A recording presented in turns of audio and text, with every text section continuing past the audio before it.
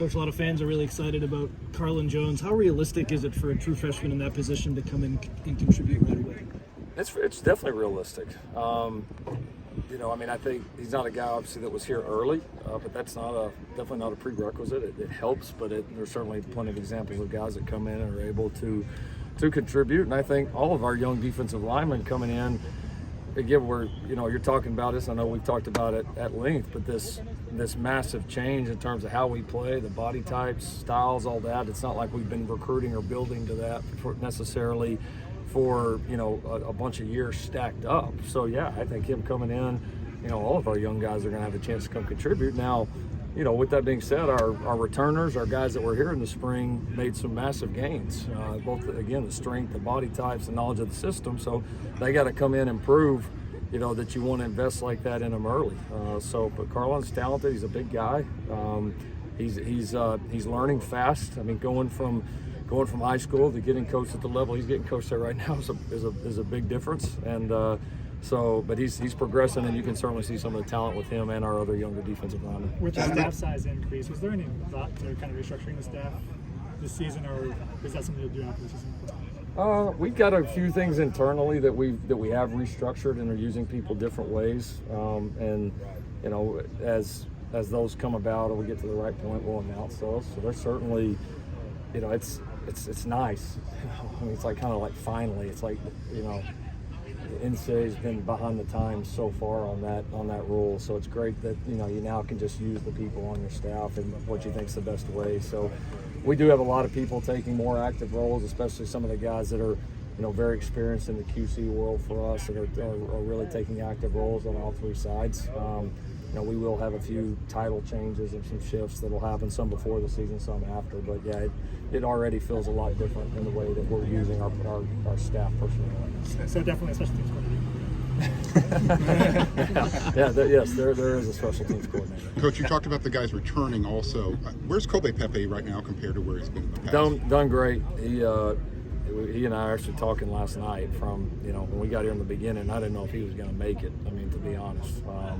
I just didn't know if he was going to be the ones that were here that were going to survive or that were going to kind of just float away. And he's done a great job, man. I mean, he was easily the most out-of-shape player on this roster. Some of it his doing, some of it the injuries he faced before we got here. But, he's just totally changed his body. And he's put himself in a position where he can contribute, and certainly this system defensively fits a guy like him a lot more than what we were doing in the past. So I think he realizes that, and sees that window of opportunity, and he's got some real size and mass in there that certainly you feel like he's going to have the opportunity to have a role. But yeah, proud of, from the guys that were here when we first started, which there's not many now left, it's starting to be fewer and fewer. He's one of the ones that I'm most proud of from where he was to where he was a couple of years ago to now. How do you size up the right guard situation? And what has Amos done this spring to kind of get more on the radar there? Yeah, it's still, that's one of the biggest position battles right now, no question. We're trying to look at a lot of guys. We're going to look at Amos. We're going to look at Alani. We're going to look at Gino there. Michael Vanuelos is really starting to make a move right now. He's healthy for the first time in a while. He came in with an injury, and we were able to practice him some last year, but we knew eventually we were going to have to get it fixed. And so we pulled the plug on that towards the end of last season so that he would be ready. And it's been fun to see him dive in as well. So I think he's certainly got a chance to factor in. Yeah, Amos has worked hard to get himself in shape. He's a smart player. He's a very talented player.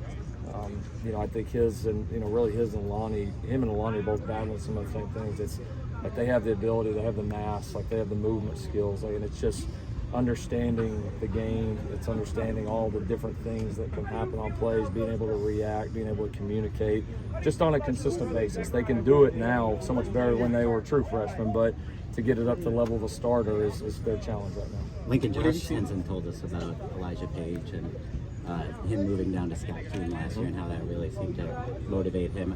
How did you see that situation play out? What was the impetus initially to move him down? Yeah, he was kind of close there of whether we keep him and maybe he's a backup or kind of not necessarily wasn't really competing right to be in the rotation in the beginning, but as a guy you travel or do you keep him with you or not?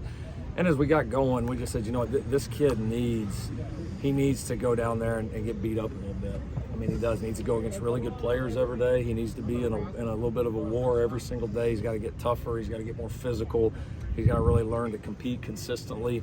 And what happened is, I mean, the kid really invested in the offseason with Coach Wiley. I mean, he was incredibly dedicated. He knew coming in that he was weak and was going to need to put on mass and strength, and he did that. His confidence rose because of that.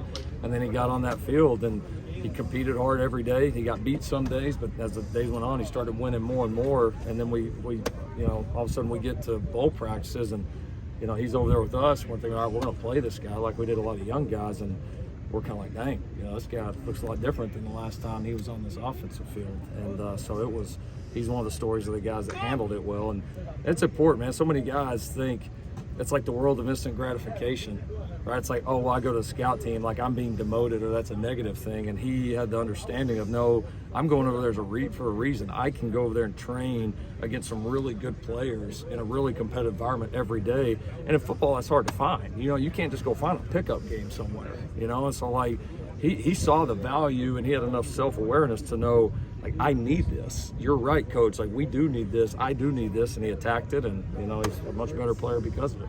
What have you seen from Jaden Mayava? And how do you think, like, the two quarterbacks, like Miller Moss and Mayava, have handled that quarterback competition this fall so far? Jaden's done well. He's much improved, which we expected him to be. He's much improved in just some of the simple pieces of communication and operating our system, which that takes all quarterbacks a little bit of time to get used to. So I think he mentally is in a much better place, executing at a high level, and yeah, much improved. I think they're handling the reps well. We're rotating them. They're playing with different groups. We're putting them in different situations. Both have done a really good job so far, and certainly going to be a fun competition to watch unfold. Potentially going from Caleb to Miller, quarterback, knowing Miller's strengths in terms of playing on time, on schedule, just the way that you kind of run your offense, restructure your offense, change, with him and his quarterback as opposed to how Caleb is running the last 2 years. Yeah, it will. I mean, there's always, I think, some core things that you do and believe in that we probably won't change a whole lot regardless of who's there. And then there's certainly, us doing our job to put our players in the best position we can. And so, yeah, I mean, I think, will we do every single thing we've done the previous few years? Probably not.